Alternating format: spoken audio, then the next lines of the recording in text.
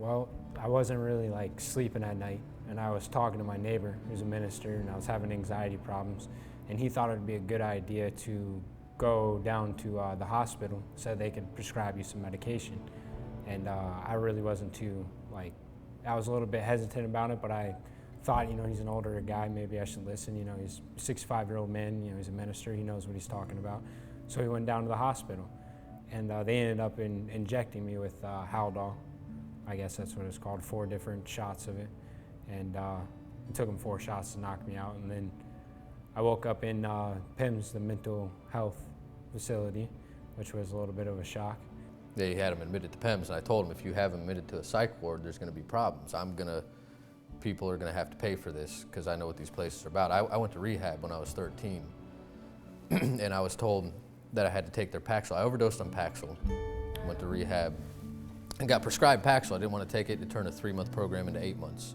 If you don't take their drugs, they keep you. And I knew that that's what the deal was, which is why I got so livid about them having him put in the PIMS.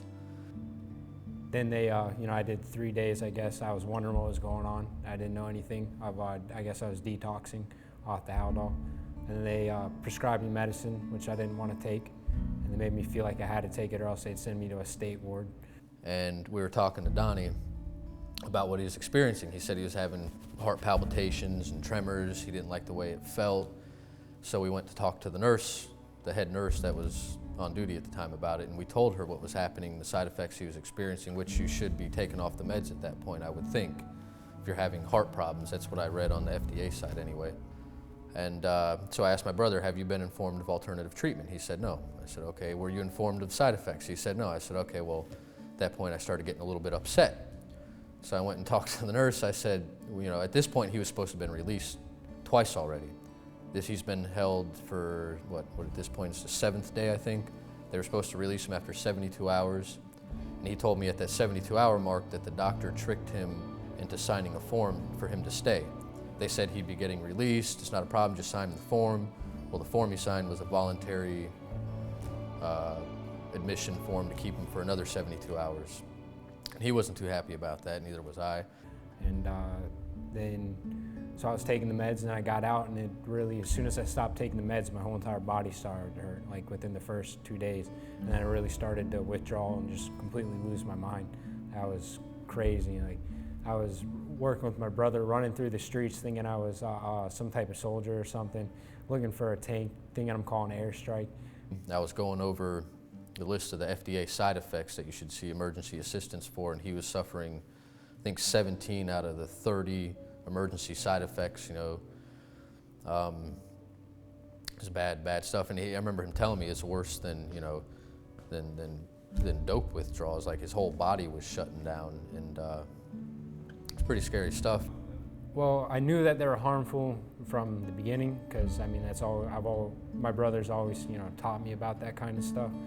But the thing was, when I was with the doc, in the PIMS, I thought I had to take them, and they got them in my system.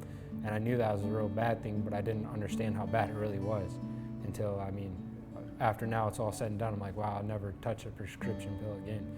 And some of the stuff, that Haldol is wicked. Some of the stuff he was saying, he said everything tasted like blood, and just crazy off the wall things that he would never say, in his normal mind. And now that I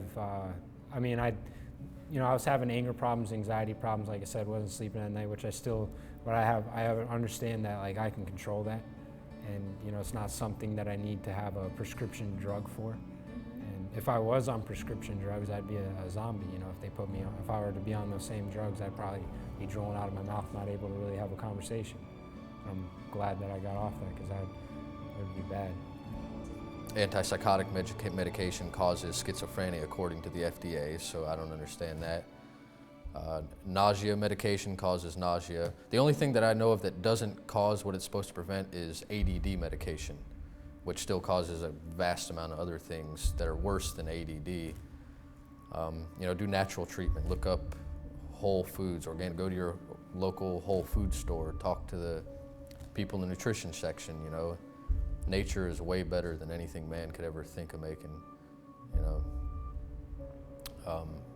If you find your loved ones in a mental facility, Give every single staff member in there hell every single day. Call them every hour on the hour and be as much of a pain as you possibly can. That's the best way I know of to get somebody released, because that's what I had to do. That's about it. Excellent. Thanks, Kyle. You're welcome.